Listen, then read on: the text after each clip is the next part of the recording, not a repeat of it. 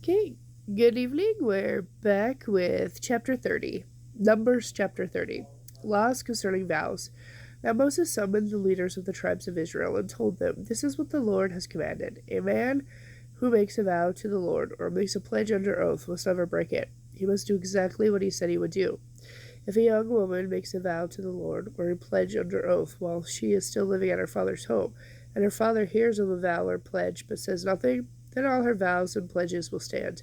But if her father refuses to let her fulfill the vow or pledge on the day he hears of it, then all her vows and pledges will become invalid. The Lord will forgive her because her father will not let her fulfill them. Now, suppose a young woman takes a vow or makes an impulsive pledge and later marries. If her husband learns of her vow and pledge and raises no objection on the day he hears of it, her vows and pledges will stand. But if her husband refuses to accept her vow or impulsive pledge on the day he hears of it, he nullifies her commitments and the Lord will forgive her. If, however, a woman is a widow or is divorced, she must fulfill all her vows and pledges no matter what. Suppose a woman is married and living in her husband's home. Then she makes a vow or a pledge. If her husband hears of it and does nothing to stop her, vow or pledge will stand. But if her husband refuses to accept it on the day he hears of it, her vow or pledge will be nullified, and the Lord will forgive her. So her husband may either confirm or nullify any vows or pledges she makes to deny herself. Excuse me. But if he says nothing on the day he hears of it, then he is agreeing to it. If he waits more than a day, then tries to nullify a vow or a pledge, he will suffer the consequences of her guilt. These are the regulations the Lord gave Moses concerning relationships between a man and his wife, and between a father and a young daughter who still lives at home. Numbers chapter 31. Conquests of Midianites. Then the Lord said to Moses, "Take vengeance on the Midianites for leading the Israelites into adultery. After that you will die and join your ancestors." So Moses said to the people, "Choose some men to fight the Lord's war of vengeance against Midian. From each tribe of Israel send 1,000 men into battle." So they chose 1,000 men for each tribe of Israel, a total of 12,000 men armed for a battle. Then Moses sent them out, 1,000 men for each tribe, and Phinehas, son of Eleazar the priest, led them into battle. They carried along the holy objects of the sanctuary and the trumpets for sounding the charge. They attacked Midian just as the Lord had commanded Moses, and they killed all the men. All 5 of the Midian kings, Evi, Rechem, Zur, Hur, and Reba, died in the battle. They also killed Balaam, son of Beor, with the sword. Then the Israelite army captured the Midianite women and children and seized their cattle and flocks and all their wealth as plunder. They burned all the towns and villages where the Midianites had lived. After they had gathered the plunder and captives, both people and animals, they brought them all to Moses and Eleazar the priest, and to the whole community of Israel, which was camped on the plains of Moab beside the Jordan River, across from Jericho.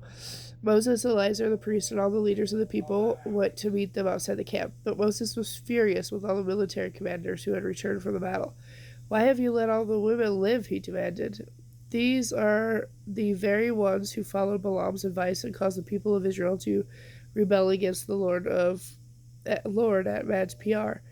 They are the ones who caused the plague to strike the Lord's people. Now kill all the boys and all the women who have slept with the man. Only the young girls who are virgins may live. You may keep them for yourselves, and all of you who have killed anyone or touched a dead body must stay outside the camp for 7 days. You must purify yourselves and your captives on the 3rd and 7th days. Also purify all your clothing and everything made of leather, goat hair, or wood." Then Eleazar the priest said to the young men who were in battle, "The Lord has given Moses this requirement of the law. Anything made of gold, silver, bronze, iron, tin, or lead, that is, metals that do not burn, must be passed through fire in order to be made ceremonially pure.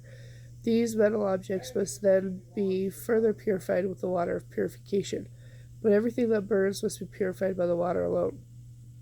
On the 7th day you must wash your clothes and be purified, then you may return to camp." Division of the spoils. And the Lord said to Moses, "You and Eleazar The priest and the family leaders of each tribe are to make a list of all the plunder taken in the battle, including the people and animals. Then divide the plunder into 2 parts. Give half to the men who fought the battle and half to the rest of the people.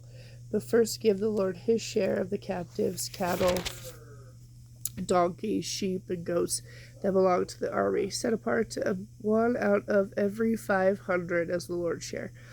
Give this share of their half to Eleazar the priest as an offering to the Lord. Also take one of every 50 of the captives, cattle, donkeys, sheep, and goats in the half that belongs to the people of Israel. Give this share to the Levites in charge of maintaining the Lord's tabernacle. So Moses and Eleazar the priest did as the Lord commanded Moses. The plunder remaining from the spoils that the fighting men had taken totaled 675,000 sheep, 72,000 cattle, 61,000 donkeys, and 32,000 young girls. So the half of the plunder given to the fighting men totaled 337,500 sheep, of which 675 were the Lord's share, 36 cattle, of which 72 were the Lord's share, 30,500 donkeys, of which 61 were the Lord's share, 16,000 young girls, of which 32 were the Lord's share. Moses gave all the Lord's share to Eleazar the priest, just as the Lord had directed him. The half of the plunder belonging to the people of Israel, which Moses had separated from the half belonging to the fighting men, amounted to 337,500 sheep, 36,000 cattle, 30,500 donkeys, and 16,000 young girls.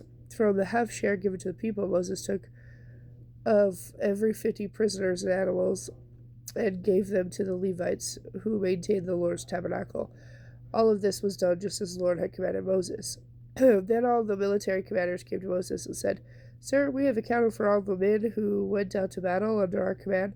Not one of us is missing, so we are presenting the items of gold we captured as an offering to the Lord for our share of the plunder, armbands, bracelets, rings, earrings, and necklaces. This will make atonement for our lives before the Lord." So Moses and Eleazar, the priest, received the gold from the military commanders, all kinds of jewelry and crafted objects. And all the gold that the commanders presented as a gift to the Lord weighed about 420 pounds. All the fighting men had taken some of the plunder for themselves. So Moses and Eleazar the priest accepted the gifts from the military commanders and brought the gold to the tabernacle as a reminder to the Lord that the people of Israel belonged to him. Okay, with that, I'll be back later with chapter 32.